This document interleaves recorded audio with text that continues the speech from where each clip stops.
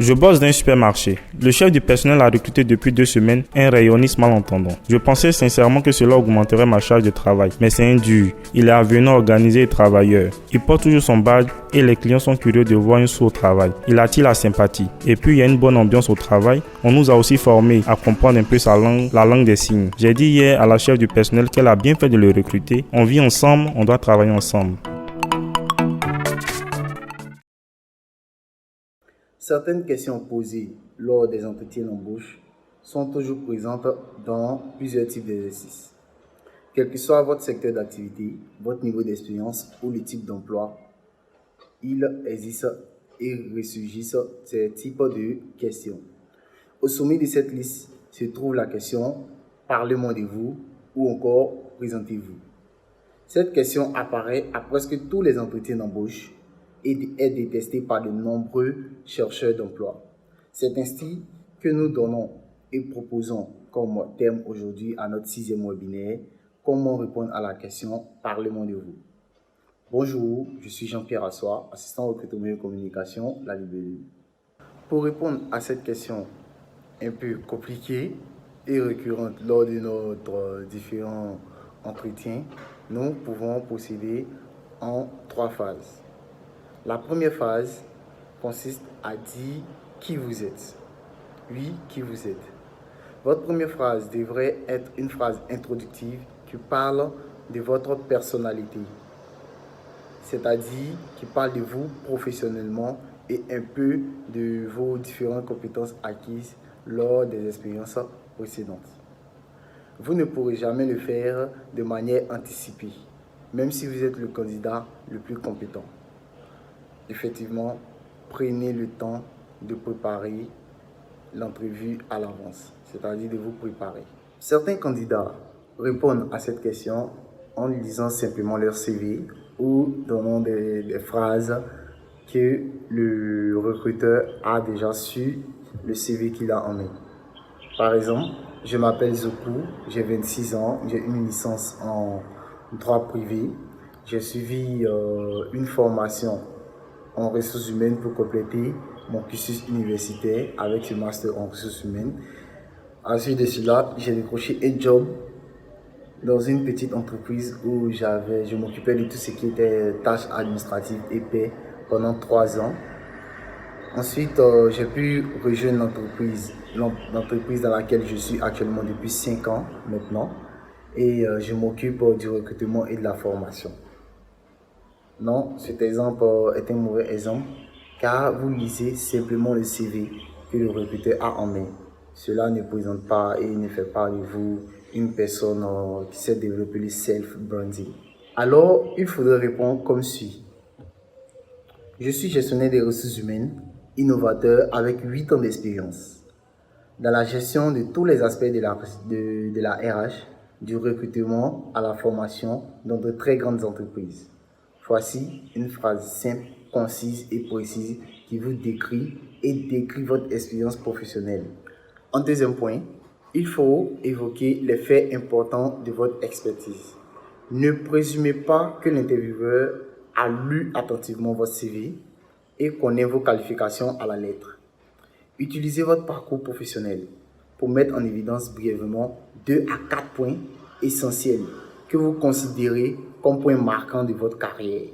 Répondre à la question « Parlez-moi de vous » en évoquant le deuxième point qui consiste à parler des faits importants de votre expertise.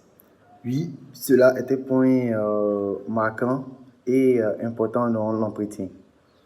Mais certains candidats n'évoquent pas réellement ces différents aspects de leur expertise qu'ils peuvent proposer comme service à l'entreprise souhaitée. Ils donnent des réponses qui ne sont pas véritablement perçues comme nécessaires aux recruteurs. Par exemple, ils disent « Mon premier emploi était comme assistant administratif dans une multinationale à Abidjan. J'ai beaucoup appris dans ce rôle qui m'a servi au cours de ces 12 dernières années. À l'époque, je n'étais pas certainement prêt ou encore orienté dans un cheminement de carrière. Alors, j'ai occupé un poste dans l'immobilier. Cela a duré presque 10 mois, mais j'ai vraiment apprécié le fait de travailler dans une entreprise pareille.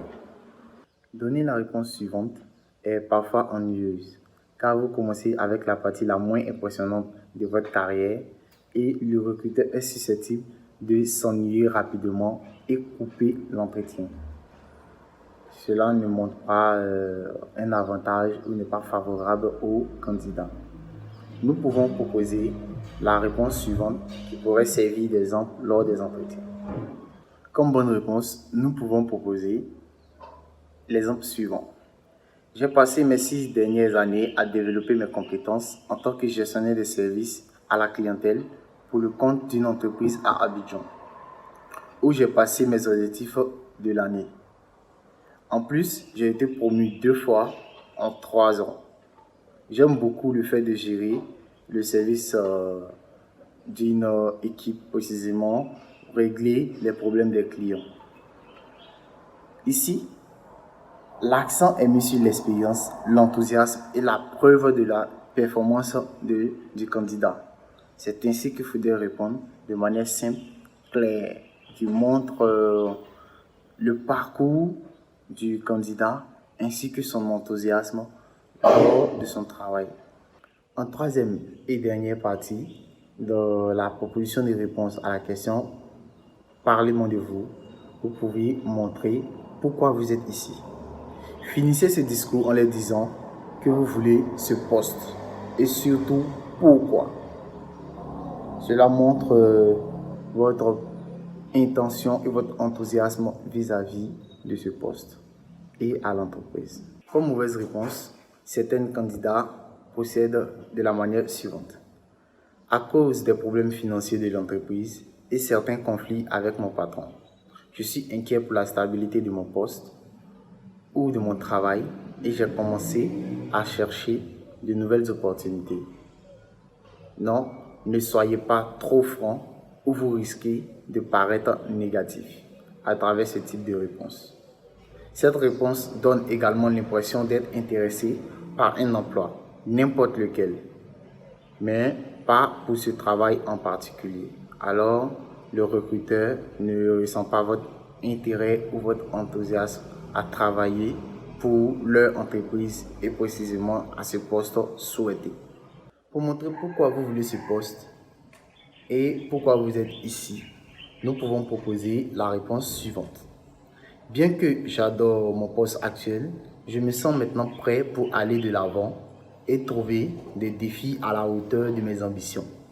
Et ce poste me motive vraiment. Cette phrase est concise et précise. Cette phrase montre aussi l'objectif du candidat dans sa carrière ou encore dans l'entreprise à laquelle il a postulé. Comme rappel et astuce, nous pouvons vous dire, vous aurez le temps de parcourir votre CV en détail et de combler ces questionnements lors de l'entretien. N'essayez pas d'introduire trop d'informations, cela risque d'interrompre votre entretien car l'interlocuteur peut s'ennuyer. Un bon entretien est un dialogue et non un monologue. Restez concis et précis. Donnez la chance à votre interlocuteur de poser des questions lors du débat. Car un entretien où il y a des questions venant de l'interlocuteur et aussi du candidat montre l'intérêt que le candidat a pour l'entreprise et le poste souhaité et aussi l'intérêt qu'a le recruteur pour le candidat car il rapporte certaines compétences qui peuvent servir à l'entreprise précisément au poste souhaité. Merci. Ainsi prend fin notre webinaire. Passez un bon week-end et à plus tard. Au revoir. On vit ensemble, on doit travailler ensemble.